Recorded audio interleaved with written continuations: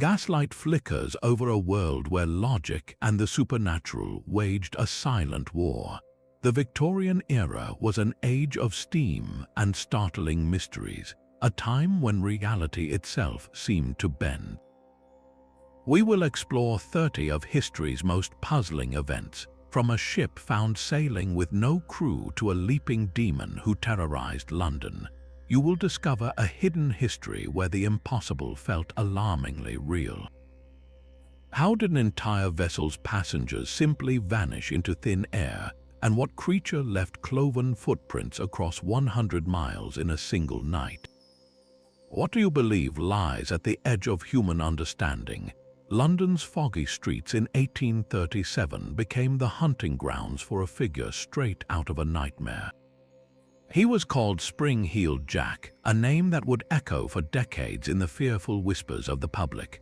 The first reports described a tall, cloaked man who could leap over walls and rooftops with impossible, superhuman agility. But his most horrifying features were his weapons, claws that seemed to be made of sharp metal, and a mouth that could spew blue and white flames into the faces of his terrified victims. His assaults were sudden and bizarre, often beginning with a polite tap on a shoulder before erupting into a violent, fiery attack that left witnesses paralyzed with fear. The hysteria grew so intense that the Lord Mayor of London was forced to address the public panic, and official investigations were launched to hunt this spectral assailant. Who or what was he? Theories flourished in the absence of answers. Some believed he was a deranged aristocrat with a taste for cruelty and access to strange gadgets. Others were convinced he was a literal demon, a creature from another world that had slipped into our own. The legend was fueled by chilling newspaper clippings and dramatic artistic depictions that made his leaping form a symbol of Victorian terror. This was not just one man's crime spree. It was a collective nightmare that forced an entire society to question the very boundaries of its rational, modern world. While Spring-Heeled Jack haunted the streets of London, an even deeper mystery was unfolding far out at sea, a riddle of absence that defied all logic. In December of 1872, a merchant ship named the Mary Celeste was spotted adrift in the calm Atlantic, her sails slightly torn and her course a gentle, aimless zigzag. The crew of the rescuing vessel, the Dei Gratia, called out to the silent ship, but no answer ever came. When they finally boarded, they found a scene of profound and unsettling stillness. The ship was perfectly seaworthy, its cargo of industrial alcohol still securely stored in the hold. There was a 6-month supply of food and water, and the personal belongings of every crew member remained in their quarters as if they had just stepped away for a moment. The captain's logbook held its final, utterly mundane entry, noting nothing more alarming than a bit of rough weather days earlier. Every single soul, the captain, his wife, their young daughter, and the entire crew, had simply vanished without a trace. What force could have compelled an entire group of experienced mariners to abandon a perfectly sound vessel into the vast, empty ocean, leaving all their possessions and their only guaranteed safety behind? Theories swirled as thick as a sea fog. Did pirates attack only to find nothing of value to steal? Could a sudden waterspout or a minor seaquake have panicked them into a fatal decision? Some pointed to the volatile cargo, suggesting a feared explosion that never actually happened. As years passed, the void of facts was filled with even more outlandish ideas, from attacks by giant squid to the first whispers of alien abduction. The Mary Celeste remains a ghostly symbol of the ocean's impenetrable secrets, a solid, tangible thing whose only truth is an echo of profound human absence. But the mysteries of the Victorian era were not always supernatural. Sometimes the most profound terror was born from the utterly tangible, a creeping disaster that rose not from the shadows but from the river itself. In the sweltering summer of 1858, London was brought to a complete standstill by a phenomenon so grotesque it became known as the Great Stink. For years, the city's sewage system, a haphazard network of ancient drains meant only for rainwater, had been pouring the waste of millions directly into the River Thames. When an unprecedented heatwave struck, the river transformed. It became a festering, open sewer, a thick, viscous soup of human and industrial waste that churned under the blazing sun. The stench that poured from the water was not merely unpleasant, it was a physical force. It was described as a palpable miasma, a foul breath that clung to the air and seeped into every brick, every curtain, and every lung in the city. The smell was so overpowering that it reached the very heart of power, the Houses of Parliament, which sat right beside the river. In a desperate attempt to function, officials soaked the building's heavy curtains in lime chloride, a harsh chemical disinfectant, hoping to block the poisonous air. The situation grew so dire that there was serious, urgent discussion about evacuating the entire government from the capital. This was not a ghost story, it was a public health crisis that you could taste with every breath. Yet from this profound foulness came a monumental leap forward. The crisis forced the government to act, approving an ambitious plan by the visionary engineer Sir Joseph Bazalgette. He designed and oversaw the construction of 82 miles of massive, intercepting sewers that would carry the city's waste far downstream, a monumental feat of civil engineering that literally cleaned up the city and revolutionized public health forever. The Great Stink serves as a stark reminder that sometimes the most bizarre events are not puzzles of the paranormal, but the direct, smothering consequences of a world struggling to adapt to its own growth. While London was still reeling from the lingering stench of its own pollution, a very different kind of deluge would strike one of its poorest neighborhoods, a catastrophe born not from filth but from fermentation. At the Horseshoe Brewery in the parish of St. Giles, a massive vat containing over 1,200,000 liters of porter beer stood nearly 22 feet tall. Its iron hoops were straining under the immense weight, a silent threat no one heeded. On October afternoon in 1814, with a sound like cannon fire, one of these hoops finally snapped. The failure was instantaneous and total. The colossal vat burst, and the force of its collapse set off a chain reaction, rupturing several other enormous tanks in a domino effect of destruction. The result was a tsunami of beer. A dark, frothing wave 15 feet high exploded from the brewery walls. It smashed into the crumbling tenement houses and a nearby pub, the Tavistock Arms, with the force of a natural disaster. The wave of porter demolished 2 homes completely and flooded the basements of many others, which were often the living quarters for the poorest families. In the chaotic aftermath, 8 people were dead. Most had drowned, trapped in the cellars as the alcoholic tide rushed in, while others later succumbed to alcohol poisoning from the sheer volume of beer they had involuntarily consumed. The scene that followed was one of surreal and heartbreaking contrast. As rescuers pulled bodies from the wreckage, other residents, seeing only a miraculous windfall, rushed into the streets with pots, pans, and buckets, scooping up the free beer that flowed through the gutters. This bizarre event, the London Beer Flood, stands as a tragically absurd moment where an everyday luxury transformed in an instant into an instrument of death, a dark wave of fortune for a community that could scarcely afford any fortune at all. From the absurd tragedy of a beer flood, we turn to a disappearance so clean and complete it feels like a magic trick. In November of 1809, the young British diplomat Benjamin Bathurst was returning home from a high-stakes mission in Vienna. The political landscape of Europe was a chessboard of shifting alliances and simmering wars, and Bathurst carried sensitive information. His journey took him to the small town of Perleberg in Germany, a seemingly ordinary stop for a change of horses and a brief meal. He and his hired companion settled into a room at the local White Swan Inn. After some time, Bathurst announced he would step outside to check on his coach and the horses. He walked out into the courtyard, observed by several witnesses, and simply vanished around the corner of the building. He was never seen again. The alarm was raised within minutes, but the search began far too late. The only trace of the man ever found was a pistol he was known to carry, discovered some distance away. The mystery was considered so important that it eventually landed on the desk of the Duke of Wellington, who launched his own investigation, yet even his resources uncovered nothing. How does a man, a prominent public figure, dissolve into thin air in a matter of moments in a town crawling with potential witnesses? The theories are as numerous as they are unsatisfying.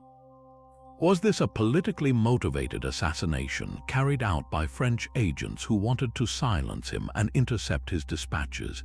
It is a compelling idea, yet no body was ever produced and no agent ever claimed credit.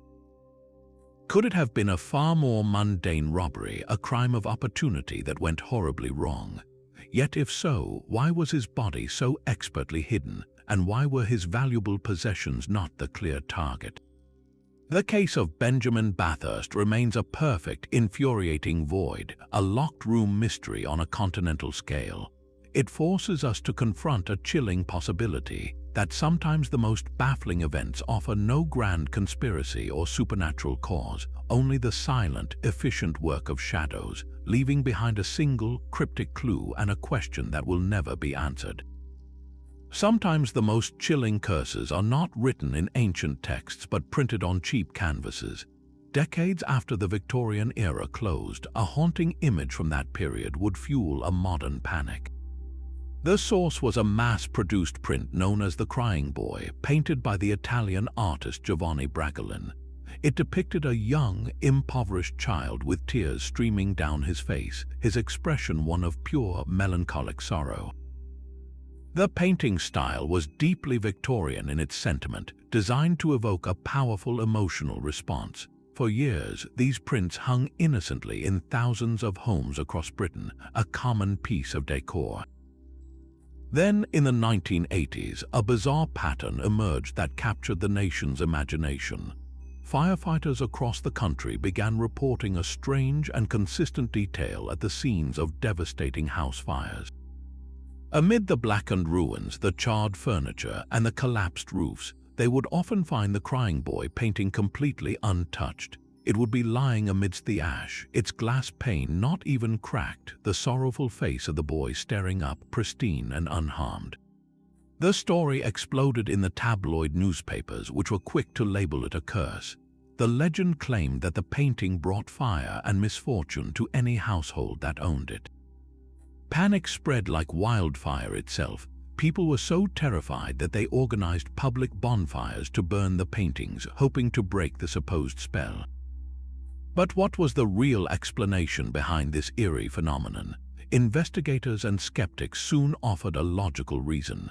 The prints were often framed with a hardboard backing and a pane of glass. In a flash fire, this simple assembly could create a protective pocket that shielded the paper print from the flames long enough for the fire to be put out, while everything else made of more flammable material was destroyed. The curse was a classic modern legend, a story born from coincidence and fear, but its power lay in that haunting Victorian-style image. It proves that the era's fascination with the melancholy and the mysterious never truly died. It simply found a new canvas in the modern world. Amidst the smoke and stench of industrial progress, the Victorians also possessed an irrepressible urge to showcase it, to gather the entire world under a single, impossible roof. The Great Exhibition of 1851 was that audacious dream made real. Held within the Crystal Palace, a monumental structure of glass and iron that seemed like a cathedral built for the sun itself, it was a celebration of human ingenuity. But tucked between the powerful steam engines and the intricate lacework were exhibits that blurred the line between science and sheer spectacle. One of the most peculiar was the Tempest Prognosticator, a device invented by a man named George Merriweather. This was no ordinary barometer. It was a beautiful, elaborate contraption featuring 12 glass jars, each containing a single medicinal leech. Merriweather's theory was that the sensitive creatures could detect subtle changes in atmospheric pressure preceding a storm. When agitated, a leech would climb up its jar and trigger a small hammer which would then ring a bell. The more bells that rang, the more certain the coming tempest. To the modern mind, it seems like something from a mad scientist's laboratory, yet it was presented with absolute seriousness, a genuine attempt to harness the natural world for prediction.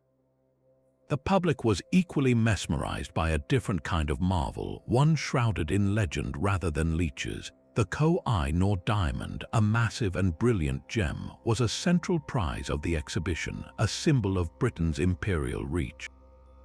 But its history was written in blood and conquest. For centuries, a belief had persisted that the diamond carried a potent curse, bringing misfortune or death to any man who possessed it.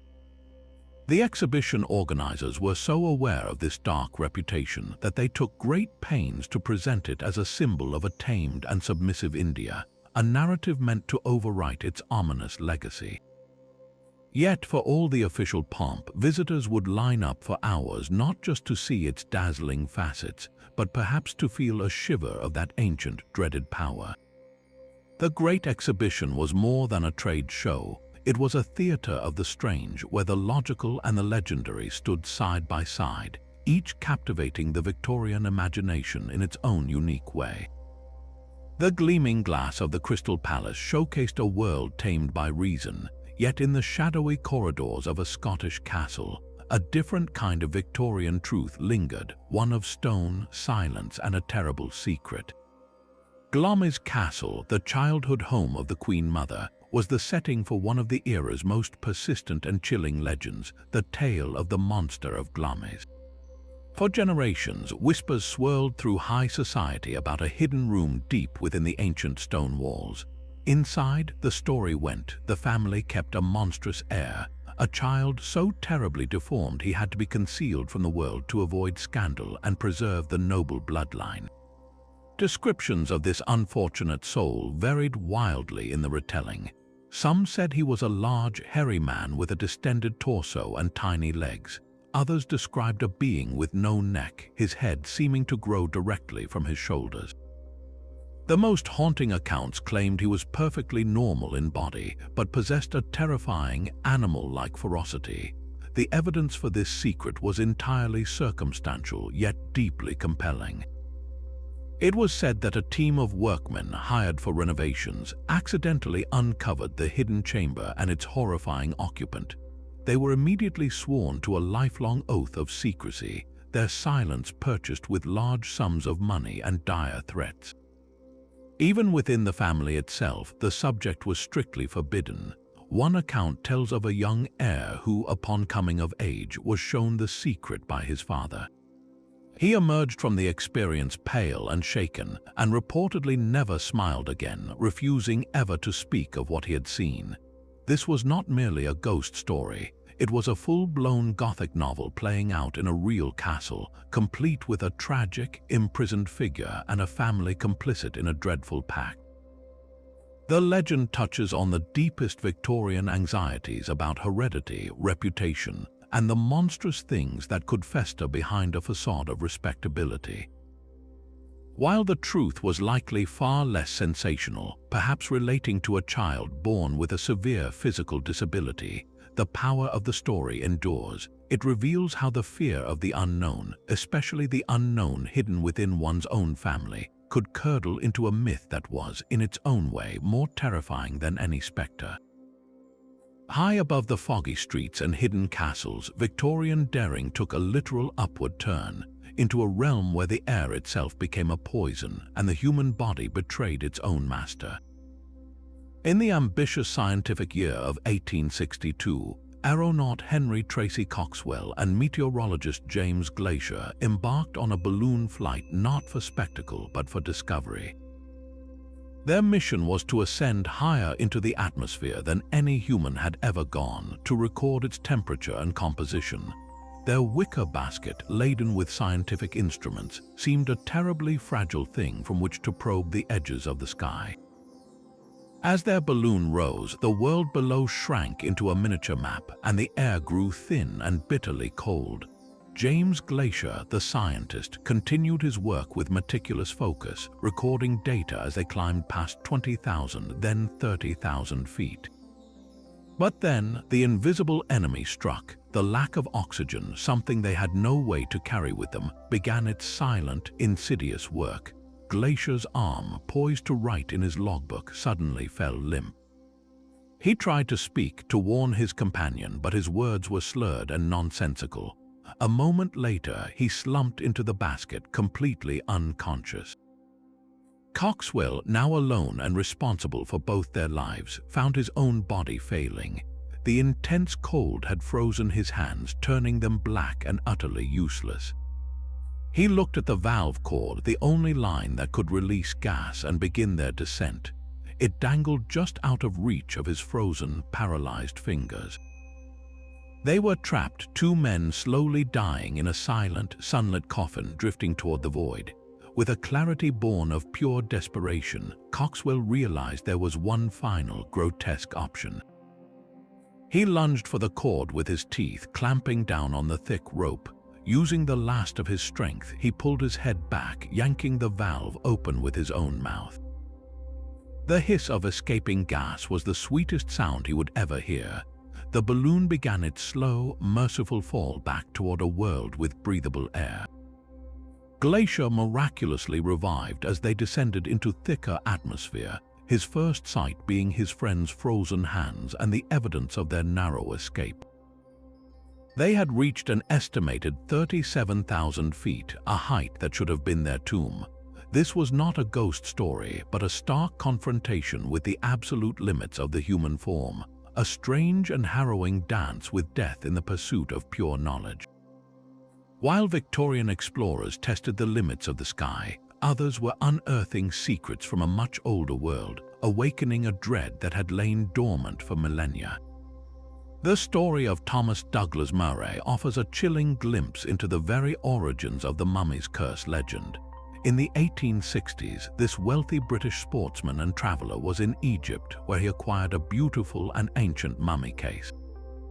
It was a magnificent artifact, but local whispers warned him it was a dangerous possession. He ignored them, shipping his prize back to England as a trophy of his adventures. The misfortunes began almost immediately. Murray was an experienced shot, yet he suffered a bizarre and catastrophic hunting accident. His gun, for no apparent reason, exploded, severely injuring his arm.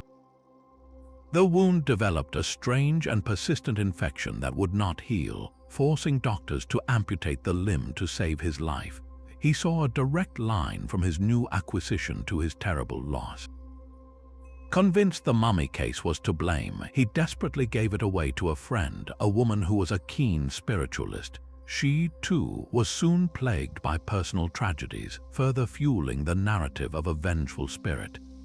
The case eventually found its way to the British Museum, and the legend truly caught the public's imagination when the renowned novelist and Sherlock Holmes creator, Arthur Conan Doyle, publicly declared that the mummy was undoubtedly cursed by elementals, malevolent supernatural forces. This was not an isolated tale. It perfectly tapped into the Victorian zeitgeist, as British Egyptologists emptied tombs and shipped countless artifacts home. A deep cultural anxiety simmered beneath the excitement. Were they violating sacred ground? The Murray case provided a perfect, sensational story that seemed to confirm these fears, blending high society tragedy with the exotic terror of a past that was refusing to stay buried. It was a potent cocktail of fact and folklore that would echo for decades, culminating in the global frenzy over Tutankhamun's tomb. The curse was a story the Victorians were uniquely ready to believe, a supernatural explanation for the very real consequences of disturbing a world they did not fully understand. A different kind of haunting began in the modest Battersea home of the Bell family, where the terror was not a single spectre but the house itself turning against them. It started subtly in the 1880s with inexplicable rappings that echoed through the walls, a persistent, maddening tattoo that seemed to answer no earthly source.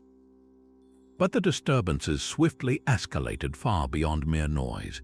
Chairs would slide across the floor with no one near them. Heavy furniture, seemingly rooted in place, would tremble and shift.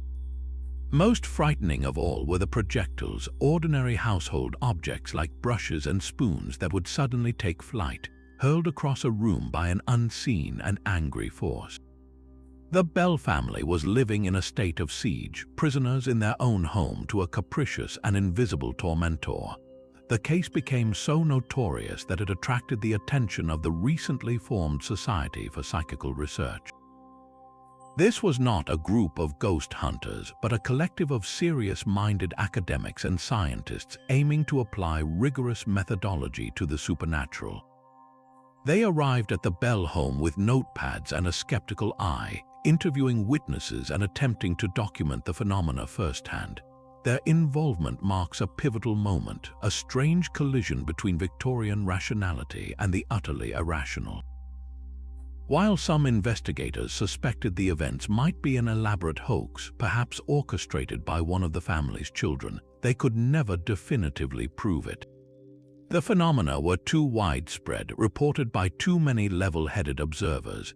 The Battersea case remains a cornerstone of poltergeist lore precisely because of this investigation, a haunting captured not just by terrified families, but by the cold, clinical gaze of science, which could record the events but never quite explain them.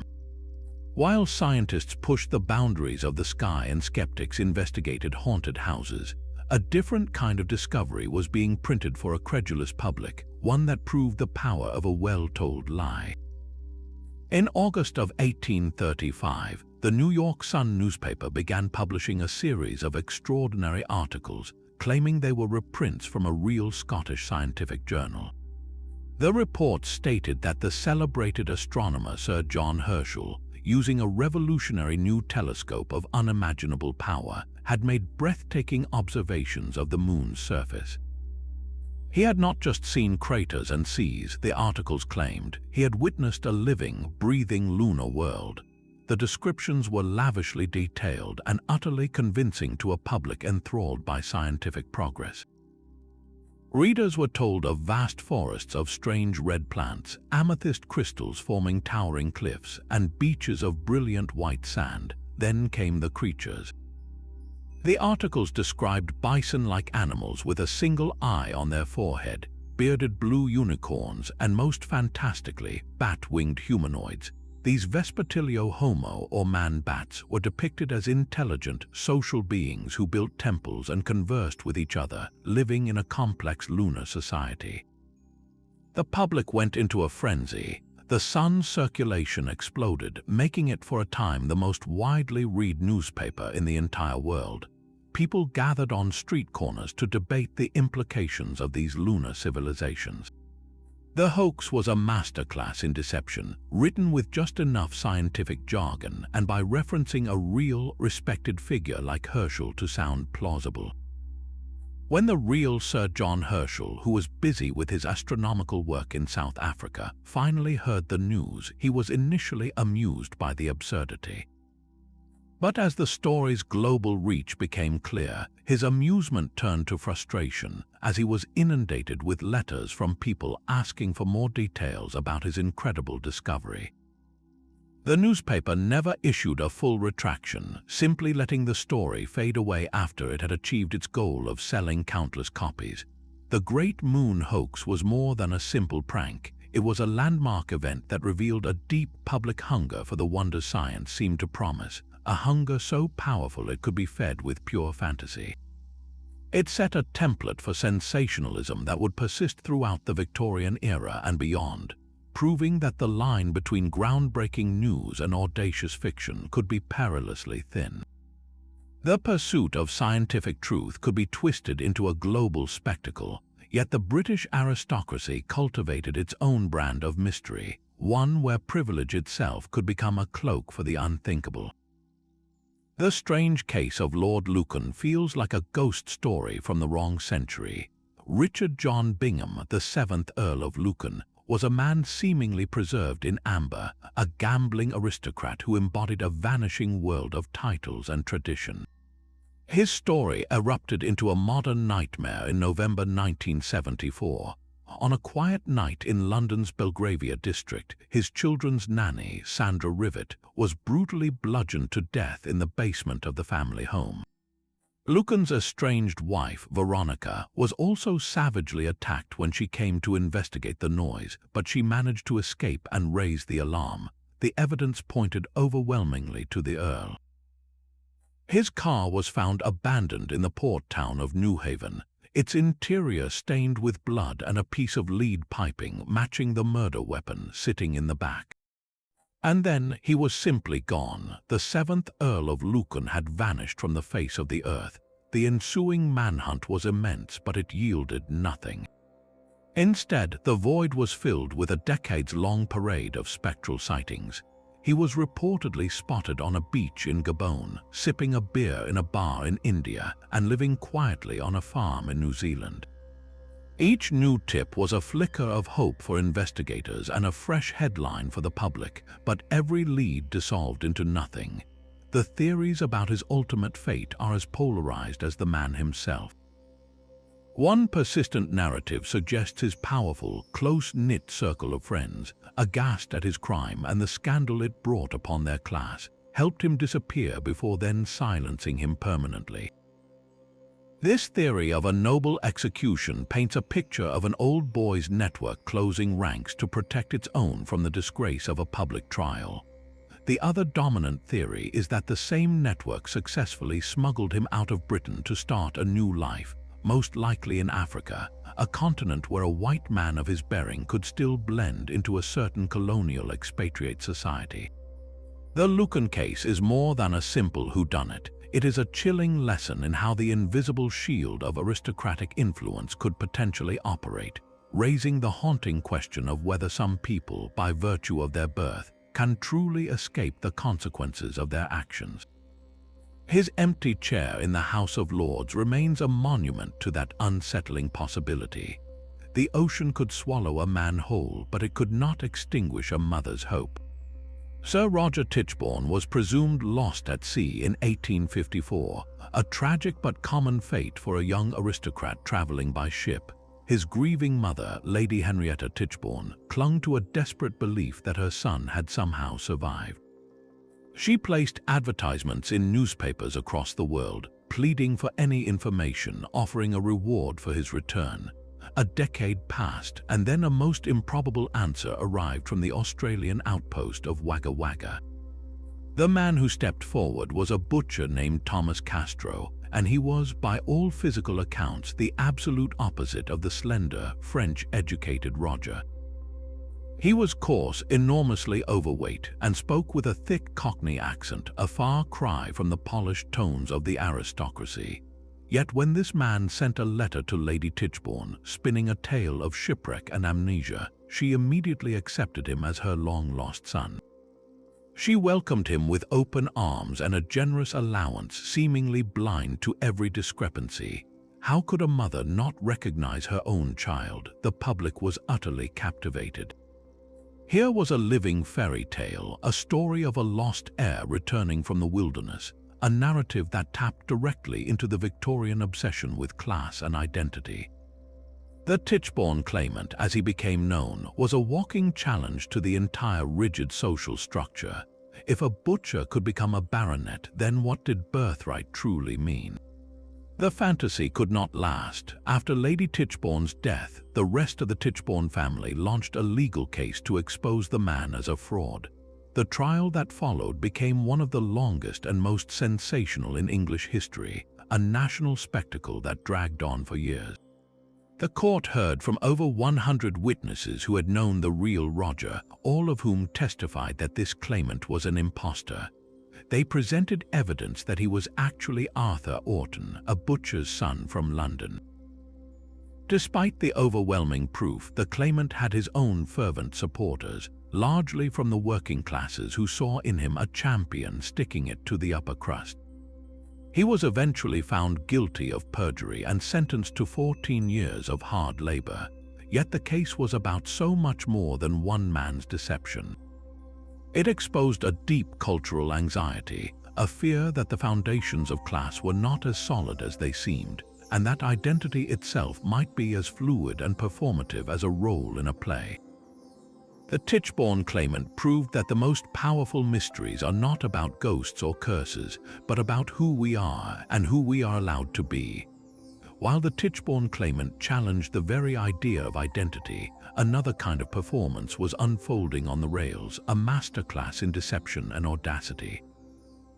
The year was 1855, and a fortune in gold bullion and coins was being transported under heavy guard from London to the port of Folkestone, destined for Paris.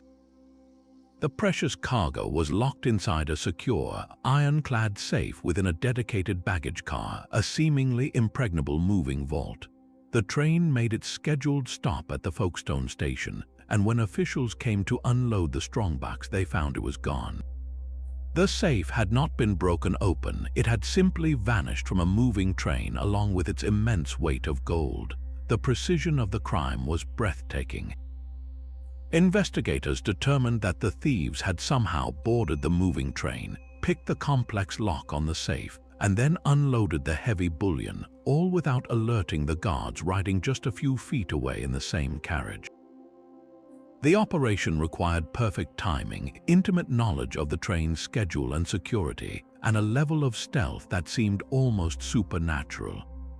The immediate and overwhelming suspicion was that this was an inside job, orchestrated by someone with privileged access to the railway's operations. Perhaps a corrupt employee had provided the schedule and the specifics of the safe's lock. Maybe the guards themselves were in on the scheme, pretending to notice nothing while a fortune was lifted just behind their backs. Yet despite intense investigations and numerous theories, no one was ever arrested for the crime. The gold was never recovered, melting away into the criminal underworld as if it had never existed. The Great Train Robbery of 1855 stands as a perfect, clean crime from the age of steam, a puzzle box with no key. It forces us to wonder if the greatest mysteries are not those of the supernatural, but those of human cunning, leaving behind only the ghost of a question.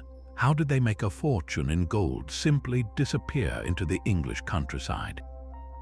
An obsession with hair can reveal a deep and unsettling anxiety. Decades after the Victorian era closed, the English port town of Portsmouth was gripped by a panic that felt pulled from a bygone age of gaslight and shadow. In the early 1940s, as the world was engulfed in a very tangible war, a different, more intimate terror began to spread through the community. It was the work of the Phantom Barber, a mysterious intruder whose motive was as bizarre as his crime. He did not steal silver or money, his only target was hair. Under the cover of darkness, this silent figure was said to slip into homes, moving past valuable possessions to stand over the beds of sleeping women and children. With a pair of shears, he would carefully snip a lock of their hair, leaving them to awaken with a chilling, tangible proof of his violation. The psychological impact was profound. The theft was not of property, but of a personal, almost sacred part of the self, an act that felt both predatory and strangely ritualistic. The fear was so contagious and the public outcry so intense that vigilante groups began to patrol the streets at night, armed with makeshift weapons, hoping to catch the spectral snipper. The pressure on the police was immense, and they soon made an arrest, charging a local man named George. He was put on trial, yet the evidence against him was flimsy and circumstantial. The court ultimately acquitted him, recognizing a grave miscarriage of justice, but the story does not end with his release.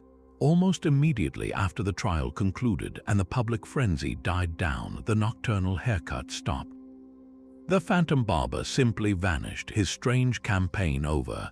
So who was he and what was his purpose? The most likely explanation points not to a supernatural entity, but to a powerful wave of mass hysteria. In a time of global conflict and immense stress, the community may have collectively latched onto a single, strange explanation for a series of unrelated events, perhaps a few cases of sleepwalking, childish pranks, or even self-inflicted haircuts. The Phantom Barber of Portsmouth serves as a stark reminder that the most peculiar mysteries are not always about what was taken, but about the deep, shared fears that compel us to invent the monster in the first place. But the most delicate mystery of all was crafted not by a master criminal, but by two young girls in a sun-dappled English garden. In 1917, in the village of Cottingley, cousins Elsie Wright and Frances Griffiths presented the world with something it desperately wanted to believe in. They had taken photographs. The first picture was simple, almost casual. Frances stood in the stream at the bottom of their garden, a group of delicate, winged figures dancing before her. They were fairies. The images were startlingly clear, showing the creatures with fashionable bobbed hair and flimsy, translucent wings. When the photographs came to the attention of the public, they caused an immediate sensation. The most prominent and passionate believer was Sir Arthur Conan Doyle, the brilliant mind behind the ultra-rational Sherlock Holmes. Yet in his own life, Doyle was a devoted spiritualist, grieving the loss of his son in the Great War and ardently seeking proof of an unseen world. He saw the Cottingley photographs as definitive scientific evidence, publishing articles that passionately defended their authenticity. How could the creator of literature's greatest logician be so thoroughly deceived? The secret lay in the girls' clever artifice. They had not captured spirits from another realm, but simple paper cutouts. Elsie, who had worked in a photographer's studio, skillfully drew and painted the fairy figures, then pinned them to the ground with hatpins, creating the illusion of them floating near Frances. It was a childhood prank that spiraled far beyond their control, fueled by the earnest desire of adults to find magic. The Cottingley fairies were not a product of the Victorian era, but they were its direct legacy. They represented a final, poignant yearning for enchantment in a world that had become dominated by industry, steel, and the grim reality of a global war. The public wanted to believe that in a quiet garden just beyond the factory smoke, magic could still be real. The girls maintained their secret for decades, a testament to the power of a beautiful story, and a reminder that sometimes the most compelling mysteries are the ones we choose to believe for the sake of our own wonder. Yet even the most elaborate hoax pales beside a mystery born from pure, unshakable conviction. On a warm August day in 1901, two respected academics, Charlotte Ann Moberly and Elena Jourdain, took a stroll through the gardens of the Palace of Versailles. They were the last people one would expect to succumb to fantasy. Both women were the daughters of college principals and were deeply immersed in the world of education. Their walk began as a typical tourist's visit, but as they ventured off the main path toward the Petit Trianon, a profound and unsettling change came over the scene. The very air grew still and heavy. The colors of the landscape seemed to drain away, leaving a peculiar, flat light. The familiar sounds of other visitors faded into an eerie silence. Then they began to see people. A woman abruptly shook a white cloth out of a window. A man with a pockmarked face and a dark cloak gestured them menacingly toward a different path. They saw a woman sitting on the grass, sketching, who suddenly turned to reveal a face of vacant, timeless sadness. Both Moberly and Jourdain were struck with the same chilling certainty in that moment. They were looking at the ghost of Marie Antoinette. The most disorienting detail was the landscape itself. They described bridges, buildings, and a kiosk that were not present in the modern Versailles, features that matched historical maps and engravings from the time of the French Revolution. They believed they had not merely seen ghosts, but had somehow, for a few terrifying minutes, slipped through a crack in time and walked directly into the year 1789.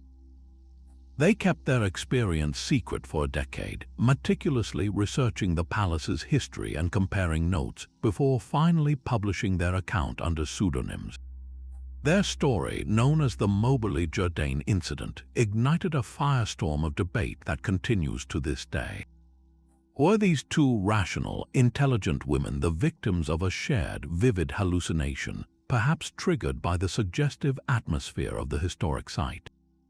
Could they have overheard a conversation about the past and subconsciously woven it into a waking dream? Or did they truly experience the impossible, a brief but tangible journey into a vanished century? Their tale remains one of the most compelling and elegantly troubling cases in the annals of the strange, because it asks a deeply unsettling question. If time is not the solid river we believe it to be, what other currents might be flowing just beside our own?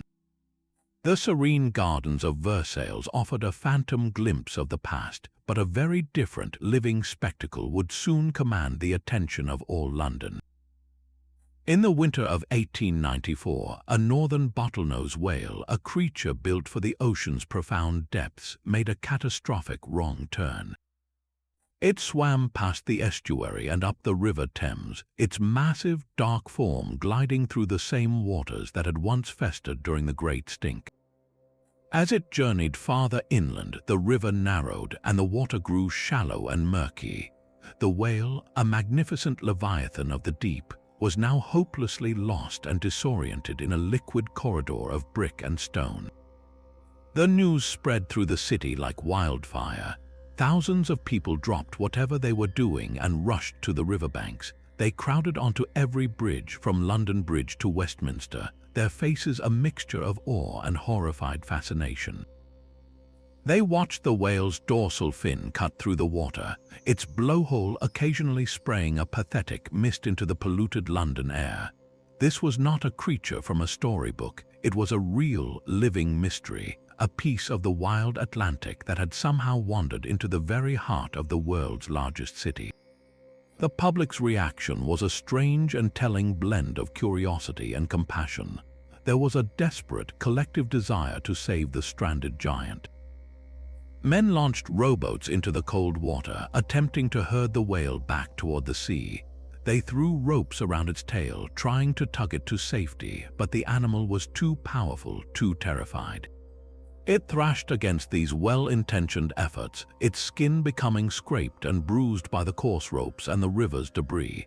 The frantic rescue mission stretched on for an entire day, a tragic ballet of human ingenuity pitted against the whale's sheer, panicked strength.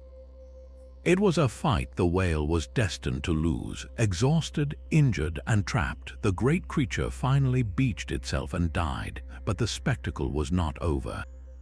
In a move that perfectly captured the Victorian ethos, the whale's body was hauled from the river and taken to a dockside where a public dissection was swiftly arranged. A crowd gathered once more, this time to watch scientists peel back the layers of the giant to reveal the inner workings of a being from another world. They measured its blubber, examined its stomach, and articulated its skeleton. The event was a morbid carnival of science, a direct, hands-on education in natural history. The tragedy of the great Thames whale served as a stark, singular lesson. It was a poignant symbol of a new kind of conflict, where the relentless expansion of the urban world was now colliding with the ancient rhythms of the natural one. The Victorians, in their quest to understand and catalogue every part of the globe, were forced to confront a sobering truth that their progress could inadvertently bring a deep sea king to a shallow, muddy end. The strange allure of a cryptic death can feel like a relic from a gaslit past, yet one of the most baffling cases of the modern age unfolded under the bright Brazilian sun.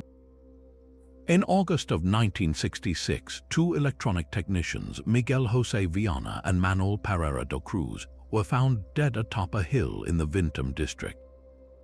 Their bodies were arranged with a chilling, ritualistic precision.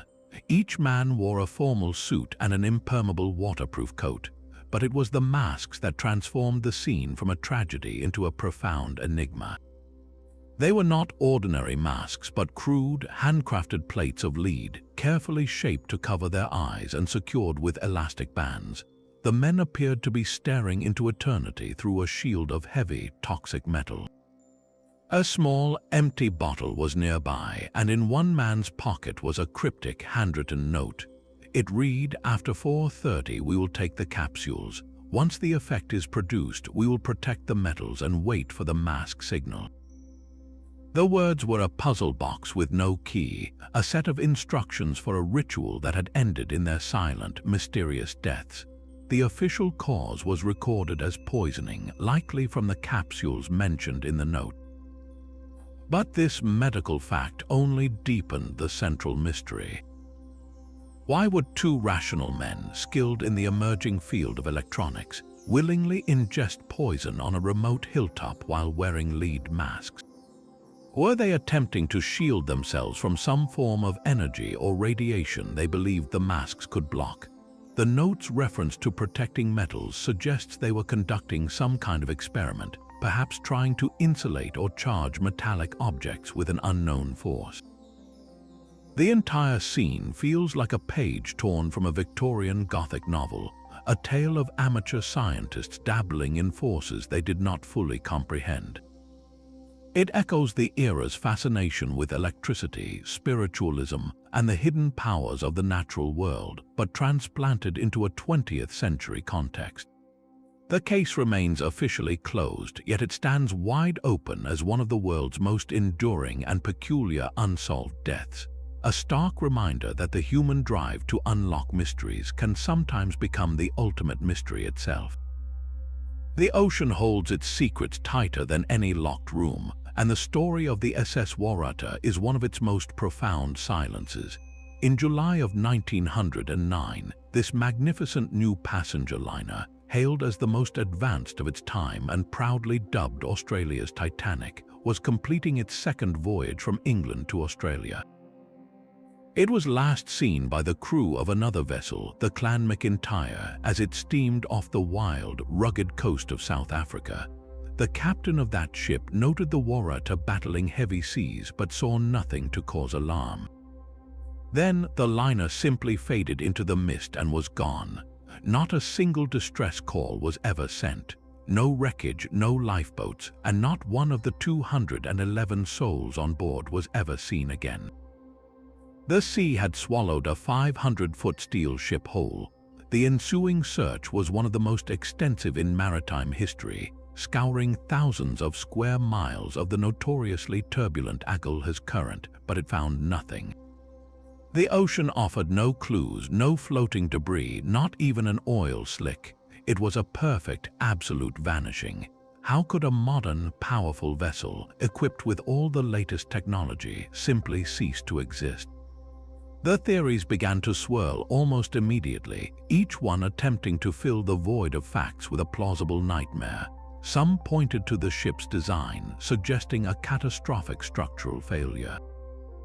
The Waratah was top-heavy and perhaps a rogue wave, one of those mythical 100-foot walls of water once thought to be sailors' tall tales, had rolled the vessel over in an instant, giving it no time to even radio for help. Others proposed a more insidious internal disaster, like a sudden cargo shift that would have capsized the ship in a matter of seconds. Then there were the more speculative ideas, from a massive boiler explosion tearing the hull apart to an encounter with a strange, localized weather phenomenon that pulled the entire ship into a deep-sea abyss. The complete absence of any physical evidence, however, is what makes the Waratah so uniquely haunting. Most shipwrecks eventually give up a piece of their story, a ghostly echo of their final moments. The Waratah gave up nothing. Its disappearance remains a stark, empty space in the historical record, a chilling reminder that even at the dawn of the 20th century, with all its steam and steel confidence, the deep ocean remained a frontier of absolute, impenetrable mystery. A century before Victoria's reign, a city was gripped by a madness that would haunt the scientific minds of her era. In the summer of 1518, in the city of Strasbourg, a woman named Frau Trophia stepped into the street and began to dance. This was not a celebration, but a frantic, compulsive movement she seemed unable to stop. She danced for hours, then for days, her feet bleeding, her body on the verge of collapse. Instead of subduing her, the authorities made a catastrophic decision, believing she needed to dance the poison out of her blood. They provided a guild hall and even hired musicians to play for her. The result was an epidemic of motion. Within a week, dozens had joined her. Soon, the streets were filled with a writhing, jerking mass of hundreds of people, all caught in the same uncontrollable frenzy. They danced until their ribs broke from the exertion. They danced until they dropped dead from heart failure or sheer exhaustion. This was the dancing plague, a real historical event that left behind a pile of corpses and a profound, unsettling mystery. Victorian doctors, looking back with their new scientific lenses, were both horrified and fascinated. They rejected the medieval idea of a saint's curse and sought rational explanations. One prominent theory was mass hysteria, a psychic contagion born from the extreme stress of famine, disease, and profound social uncertainty. In a repressed society, the collective psyche might have simply broken, expressing its anguish through this bizarre physical outburst. Another compelling theory pointed to ergot poisoning. Ergot is a fungus that grows on damp rye, a staple grain of the time. When ingested, it can cause violent muscle spasms, convulsions, and hallucinations, symptoms that could easily be mistaken for a mad, unstoppable dance. The Victorian mind, so keen on classification and cause, wrestled with these possibilities. Was this a physical poison affecting the brain, or a psychological one infecting the crowd?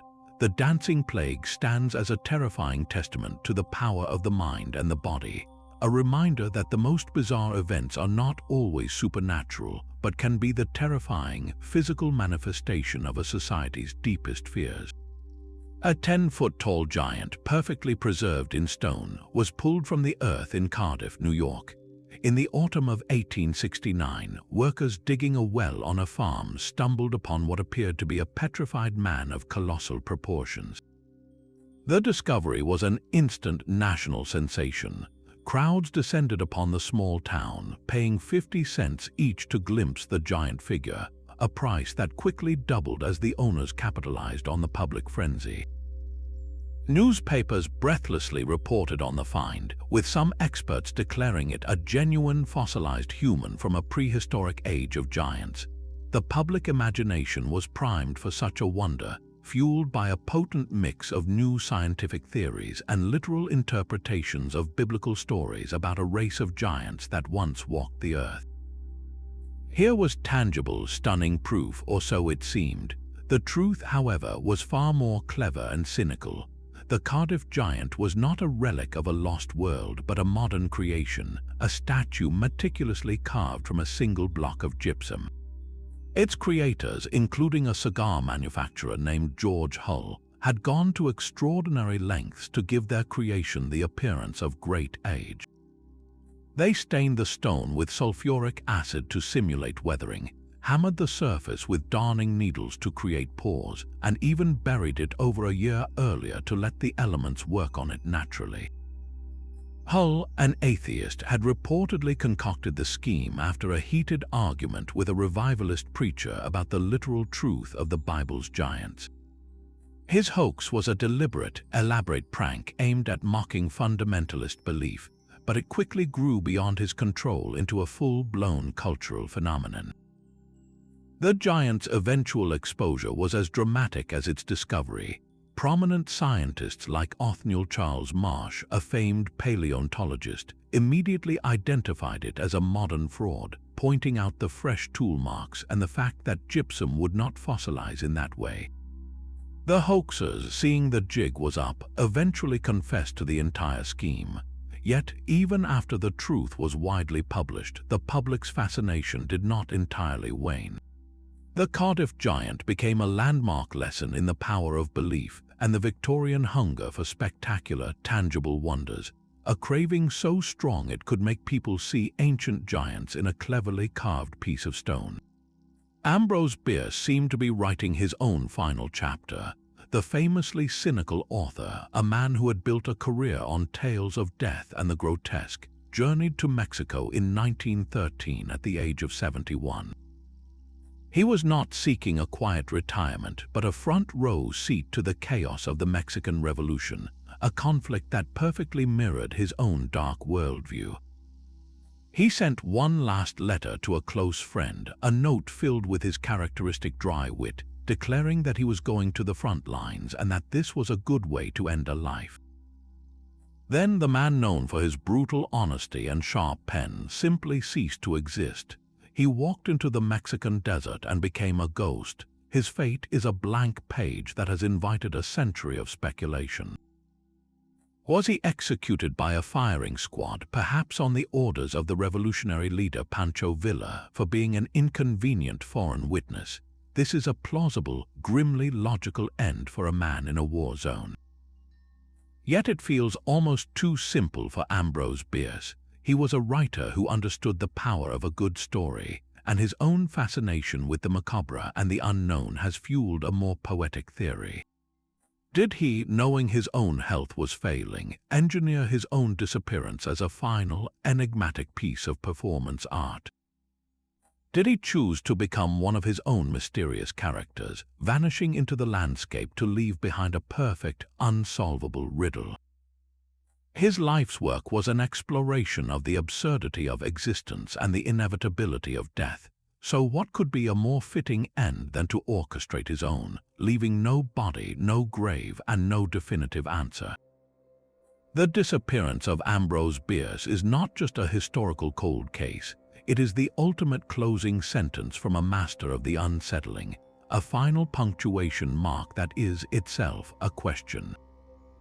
A celestial hammer fell from the sky on a June morning in 1908, striking a remote corner of Siberia with the force of 1,000 suns. The Tunguska event remains the most powerful impact in recorded human history, an explosion so vast it flattened 80 million trees across 2,000 square kilometers of forest. Reindeer herders dozens of miles away were thrown from their feet by the searing shockwave, their tents ripped away by a scorching wind.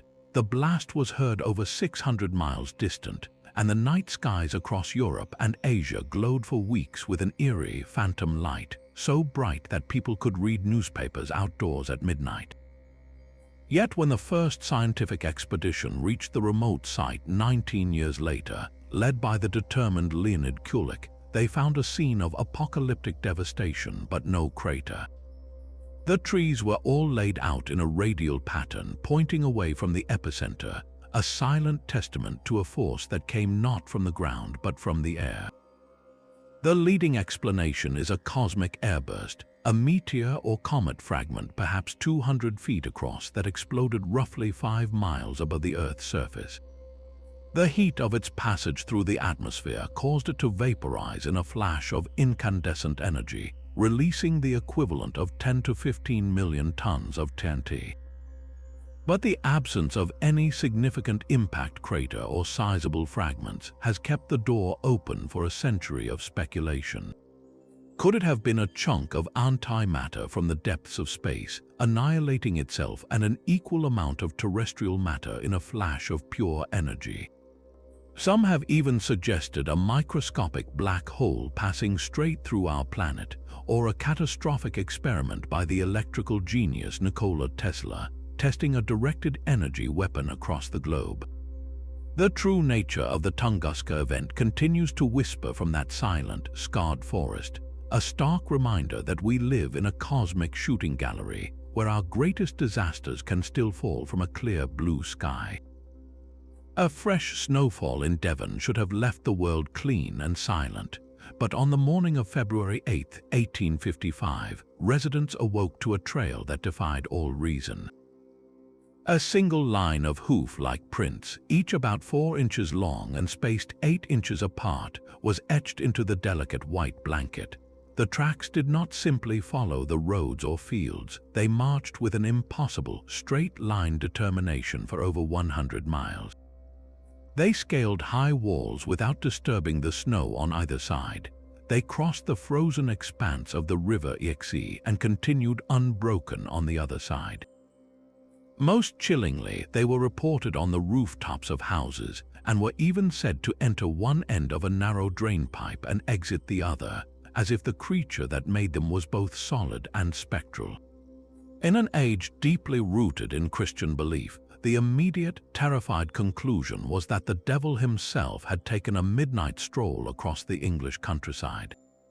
Panic spread through the villages, with many people refusing to leave their homes after dark, fearing a return of the cloven-footed visitor. The hunt for a rational explanation began just as quickly.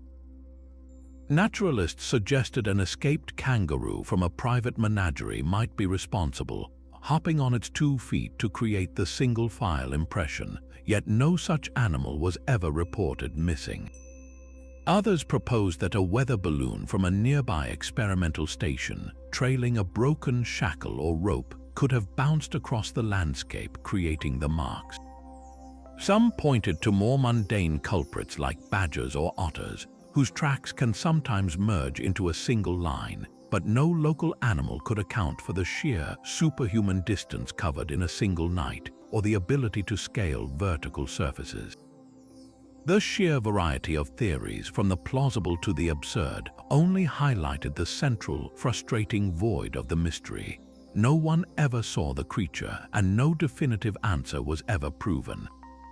The Devil's Footprints remain one of the most visually striking and geographically vast anomalies of the era, a phantom trail that leads everywhere and nowhere, a perfect symbol for the Victorian struggle to map the boundaries of a world that still refused to be fully tamed. A man in a fine suit lay dead on Somerton Beach in 1948, his body propped against the seawall as if he had simply sat down for a rest and never risen. He was well-groomed, physically fit, and dressed with a care that spoke of means and purpose, yet he was a complete non-person. Every single label had been meticulously cut from his clothing, a deliberate act of erasure. In a hidden fob pocket sewn into his trousers, investigators found the only clue he seemed to want them to have: a small, tightly rolled scrap of paper printed with 2 mysterious words, Tamam Shud. It was Persian for "it is ended," a final, poetic whisper. This phrase was the key that unlocked an even deeper layer of the puzzle. Police traced it to a specific, rare edition of the Rubaiyat of Omar Khayyam, a book of philosophical poems which was discovered discarded in a car near the scene. Tucked inside its back cover was a local phone number and a sequence of letters, an unbreakable code that has defied every cryptanalyst who has tried to crack it for over 70 years. The phone number led to a young nurse who lived nearby, a woman who, when shown a plaster cast of the dead man's face, reacted with visible shock. She claimed she did not know him, yet her behavior suggested otherwise. Was this a tragic romance that ended in poison, a theory supported by the fact that no cause of death could ever be definitively established? Or does the presence of the code, the erased identity, and the strategic timing point to something far more shadowy? The Somerton Man case is a perfect post-war echo of a Victorian mystery, a locked room puzzle played out on a sun-drenched shore. It combines the era's fascination with coded messages and exotic literature with the new, global paranoia of Cold War espionage. Here was a man who took extraordinary measures to ensure he would never be identified, leaving behind only a cryptic literary farewell and a cipher that continues to challenge the world, a final, silent testament to a secret he carried to his grave. Yet the most brutal mysteries were not confined to the foggy past. In January of 1947, the mutilated body of a young woman named Elizabeth Short was discovered on a vacant lot in Los Angeles, a crime so horrific it would be forever seared into the American consciousness as the Black Dahlia murder. The scene was one of calculated theatrical cruelty. Her body had been completely severed at the waist and meticulously drained of blood, her face slashed from the corners of her mouth into a grotesque, permanent smile. The killer had washed the body, leaving it posed in a chillingly deliberate display on the grass. The name itself, the Black Dahlia, was a media invention, a haunting moniker pulled from a recent film noir and her own rumored preference for black clothing. The press frenzy that followed was unprecedented, a 20th-century echo of the Victorian penny dreadfuls, feeding a horrified public a daily diet of grisly details and wild speculation. The police were inundated with false confessions and fabricated leads, a torrent of noise that hopelessly obscured the truth. Despite one of the largest investigations in the city's history, with over 150 suspects interviewed, the case grew cold. The killer's identity remains one of the most enduring enigmas in the annals of crime. This was not a ghost or a cursed artifact, but a very human monster whose motive and methods have been endlessly analyzed yet never understood. The Black Dahlia serves as a stark, sobering bridge between eras, proving that the darkest human mysteries are not relics of a bygone age. The same public hunger for the macabre that devoured tales of Spring-Heeled Jack now consumed the headlines from Los Angeles, a chilling reminder that the capacity for profound horror is a constant shadow, waiting only for the right moment to step into the light. An entirely different kind of riddle was waiting silently in an Italian chest, a book that defied the very idea of reading. The Voynich manuscript is a relic from the 15th century, but its profound mystery truly captivated the public imagination in the late Victorian and Edwardian eras after it was rediscovered by the antique book dealer Wilfred Voynich in 1912. This was not a book written in a simple code. It was composed in an entirely unknown script, a flowing text of strange, elegant characters that correspond to no known language on Earth. And the illustrations that fill its vellum pages are just as bewildering. You find delicate paintings of plants that have never grown in any earthly soil, their leaves and roots arranged in impossible, dreamlike configurations. There are intricate astronomical charts showing unfamiliar constellations and celestial spheres, and pages filled with tiny, naked women bathing in a system of green, interconnected tubes and vessels that resemble a strange biological or alchemical diagram. For over a century, the world's greatest minds have tried to crack its code.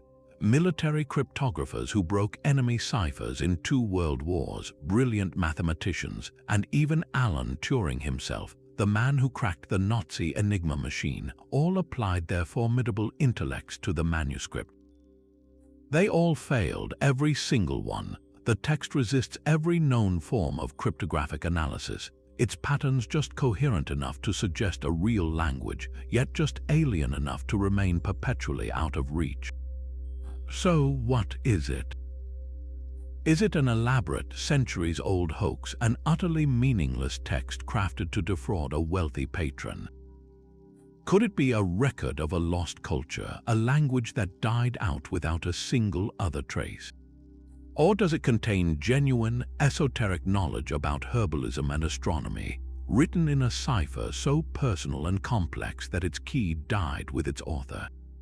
The Voynich manuscript is a sphinx without a riddle, a beautiful, maddening artifact that stands as a perfect, silent testament to the limits of human knowledge, proving that some secrets are so deeply buried they may never see the light. Our journey ends not in a gaslit alley or a storm-tossed sea, but in a quiet Suffolk field during the 12th century, with a discovery that feels more like a fairy tale than history. While harvesting their crops, the villagers of Woolpit stumbled upon 2 terrified children, a boy and a girl, huddled near one of the wolf trapping pits that gave the area its name. Their appearance was utterly alien. Their skin was tinged a faint but unmistakable green, and the clothes they wore were made from a strange, unfamiliar fabric. When the villagers tried to speak to them, the children responded in a language no one could recognize, their words a flowing, musical sound that held no meaning for the local people. They were taken in, given food and shelter, but for a long time they refused to eat anything except raw beans straight from the stalk. They were starving, yet they turned away from the bread and cooked meats offered to them. The boy, sadly, grew weaker and eventually died, but the girl slowly adapted.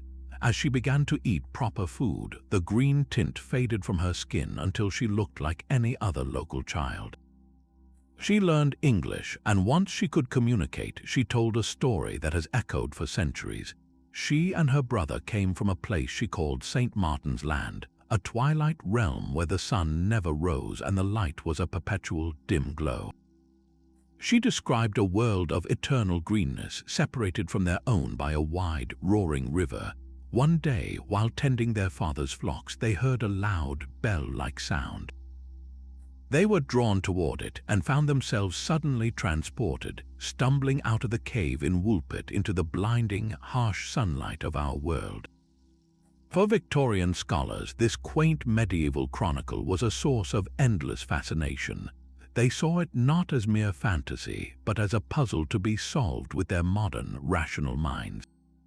Some proposed a very terrestrial explanation that the children were Flemish immigrants, possibly orphans from a nearby community who had been persecuted and driven into the wilderness. Their strange language could have been Flemish, their green skin a result of malnutrition or chloroses, a form of anemia that can give the skin a greenish pallor. The raw beans they initially ate could have been a familiar food from their homeland, and their fear of the English villagers entirely justified. Yet the details of their story stubbornly resist such a simple explanation. What was the roaring river that separated their world from ours and the strange, perpetual twilight? Could this be a garbled account of children from a deep underground community, perhaps miners who lived in a cavern system, whose eyes had adjusted to the dark and whose skin lacked sun exposure? Or does this ancient story point to something even more profound, a folk memory of a different kind of encounter entirely? The green children of Woolpit offer no easy answers. They stand at the border of history and legend, a perfect, haunting final note. In their brief, bewildering appearance, they embody the very essence of all the strange events we have explored, a reminder that the past is not a closed book, but a landscape alive with whispers waiting just beyond the edge of the known. From the leaping terror of spring-heeled Jack to the unreadable pages of the Voynich manuscript, these 30 strange events reveal a world perpetually balanced on a knife edge. The Victorian age built empires of logic with one hand while clutching at the supernatural with the other. Its grand exhibitions celebrated human mastery, yet its darkest corners whispered of things that mastery could not explain. These stories are not mere footnotes. They are the vital pulse of an era defined by its contradictions, a time when the rational and the inexplicable waged a silent war for the human soul. Each mystery, whether a hoax, a tragedy, or a genuine enigma, forced people to confront the limits of their understanding. They asked profound questions about our place in the world, the nature of reality, and the shadows that linger just beyond the gaslight's glow. So we turn this final question over to you. Which of these historical puzzles captures your imagination the most? Was it the silent, empty ship, the Mary Celeste, or the phantom that stalked London? Share your thoughts in the comments, and if you enjoyed this journey to the edge of the known, subscribe for more explorations into history's greatest riddles.